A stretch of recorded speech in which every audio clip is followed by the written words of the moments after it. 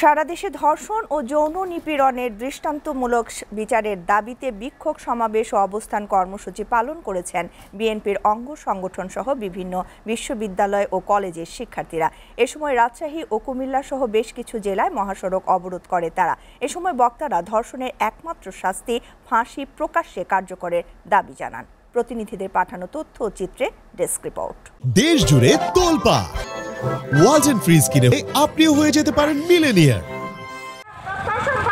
মাগুরায় তৃতীয় শ্রেণীর ছাত্রী আসিয়াকে পাশবিক নির্যাতনকারীদের দৃষ্টান্তমূলক শাস্তির দাবিতে বিএনপি মহিলা দলের কেন্দ্রীয় কর্মসূচির অংশ হিসেবে দুপুরে সিলেট কেন্দ্রীয় শহীদ মিনারে সিলেট জেলা মহিলা দলের উদ্যোগে মানববন্ধন করেন। এতে অংশ নেয় বিএনপি চেয়ারপারসনের উপদেষ্টা তাহসিনা রুশদি লুনা। তিনি বলেন, অতীতে বিচার না হওয়ায় অপরাধীরা বেপরোয়া হয়ে উঠেছে। যৌন নিপীড়নের প্রতিবাদে ও দ্রুত সময়ের মধ্যে ট্রাইব্যুনাল গঠন করে ধর্ষণের বিচারের দাবিতে ঢাকা রাজশাহী মহাসড়ক অবরোধ করে বিক্ষোভ সমাবেশ ও অবস্থান কর্মসূচি পালন করেছে রাজশাহী বিশ্ববিদ্যালয়ের শিক্ষার্থীরা। দুপুরে মহাসড়ক অবরোধ করেন তারা।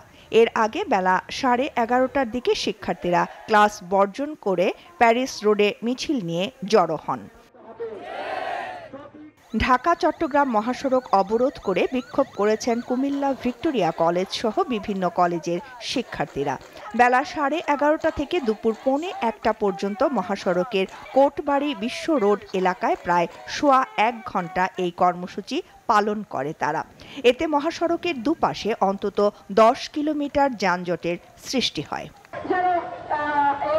বরিশালে মানববন্ধন ও বিক্ষোভ মিছিল করেছে সাধারণ শিক্ষার্থী, ছাত্রদল ও সচেতন মহল। এ সময় বক্তারা ধর্ষণের একমাত্র শাস্তি ফাঁসি প্রকাশ্যে কার্যকরের দাবি জানান। নওগাঁয় স্বরাষ্ট্র উপদেষ্টা ও প্রশাসনকে লাল কার্ড প্রদর্শন করে বিক্ষোভ সমাবেশ করেছে শিক্ষার্থীরা। দুপুরে শহরের মুক্তির মোড় কেন্দ্রীয় শহীদ মিনারের সামনে সাধারণ শিক্ষার্থীরা এই লাল কার্ড প্রদর্শন ও বিক্ষোভ সমাবেশ করে। সাতক্ষীরায় মানববন্ধন অনুষ্ঠিত হয়েছে। সম্মিলিত নাগরিক সমাজের আয়োজনে সকালে শহীদ আব্দুর রাজ্জাক পার্কের সামনে অনুষ্ঠিত মানববন্ধনে বক্তারা ধর্ষণ ও যৌন নিপীড়ন বন্ধের দাবি জানান। বিক্ষোভ সমাবেশ করেছেন জয়পুরহাট জেলা বৈষম্য বিরোধী ছাত্র আন্দোলনের শিক্ষার্থীরা। সকালে শহরের শহীদ ডাক্তার আবুল কাশেম ময়দানে ফাঁসির মুক্ত মঞ্চে ধর্ষকের প্রতিকৃতিতে ফাঁসির রায় কার্যকর করে। শরীয়তপুর সরকারি কলেজে বিক্ষোভ মিছিল ও প্রতিবাদ সমাবেশ করেছে শিক্ষার্থী ও কলেজ শাখার ছাত্রদল। এদিকে ধর্ষণ ও যৌন নিপীড়ন বন্ধের দাবিতে বিক্ষোভ সমাবেশ করেছে নানা শ্রেণী পেশার মানুষ। দুপুরে বিভিন্ন সংগঠনের ব্যানারে ধর্ষকের সর্বোচ্চ শাস্তির দাবি জানান তারা। SATV news desk.